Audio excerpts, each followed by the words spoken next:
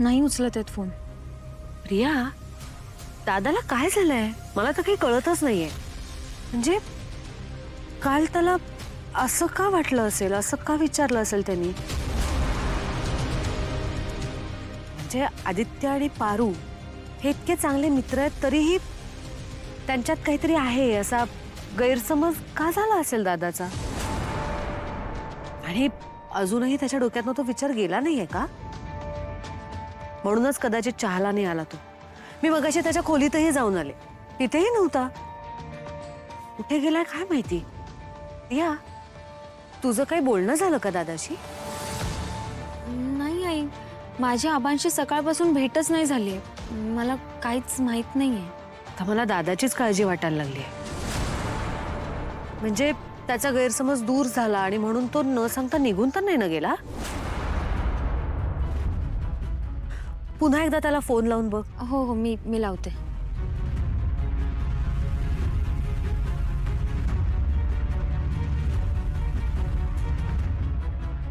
काय झालं?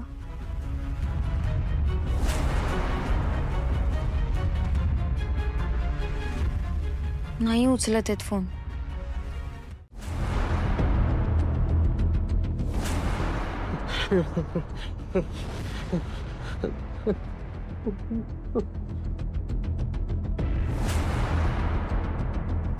का रे, तू इथे का अडकलायस माहितीये का तुला? का का का तुझ्या पोरीमुळे. हा, तिचे गुण आहेत ना, म्हणून तिला इथे पकडून ठेवलंय. काय रे? नाही नाही, माझी पोरगी फार चांगली आहे. ती कुणाबद्दल वाईट विचार नाही करू शकत. लय गुणाची आहे माझी पोर, लय गुणाची. गुणाची आहे? माझ्यासोबत लगीन लावतो? हा?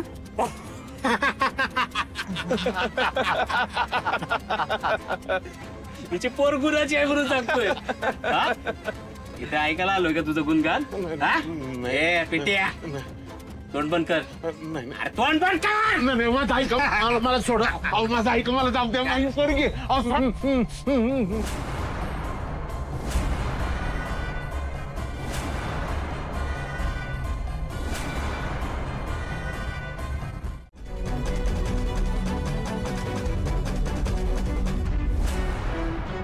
बघितलं, मॅडम चिडल्या माझ्यावर.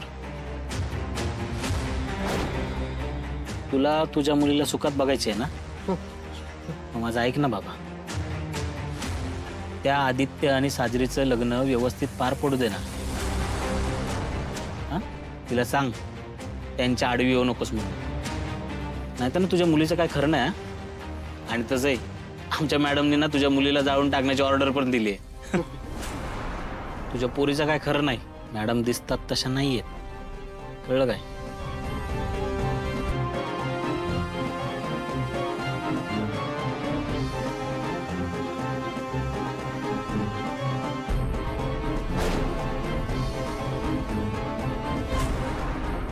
आता तरी बोलशील का पोरीसोबत? बोलेल बोलेल बोलेल. नंबर सांग. 93.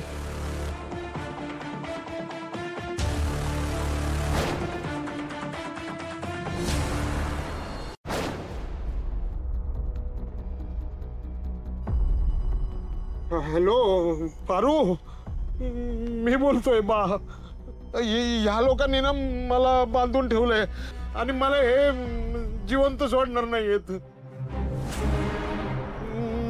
मला माहिती नाही मी कुठे आहे, पण आदित्य बाबांचं साजिरी मॅडमशी लग्न होईपर्यंत हे मला सोडणार नाहीयेत. आणि ऐका ओ बाई, मला बोलू द्या ना माझ्या पुरीची. ओ ऐका ना बाई. ओ बाई, ओ बाई, मला बोलू द्या ना बाई, मला बोलू द्या तिच्याबरोबर बाई. ए पोरी, तुझ्या बापाला जिवंत बघायचं ना तुला, तर त्या आदित्यला आणि त्या साजरीला लग्नाला तयार करायचं. तू जितका उशीर करशील ना, तितका तुझ्या बापाचा जीव धोक्यात असेल, लक्षात ठेव.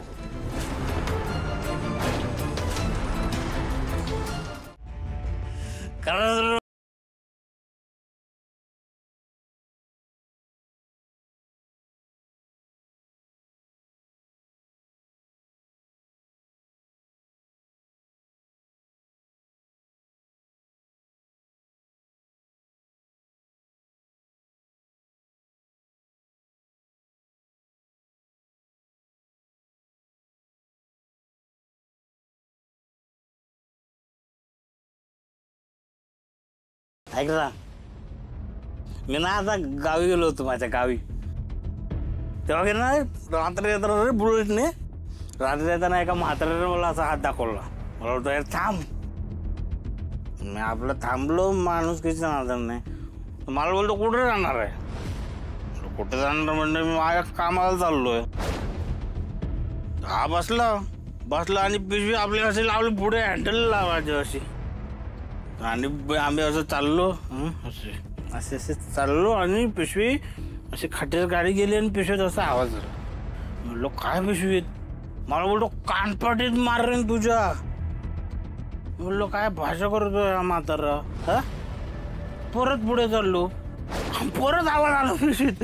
बोललो अरे म्हातारा पिशवीत बाटली फुटली तर तो मला बोलतो कानपाटीत मारेन बोलू. आणि मग काय पुढे आलो आणि तो म्हातारा गेला की रे उतरून, आणि पिशवी घेऊन आलो मी घरी.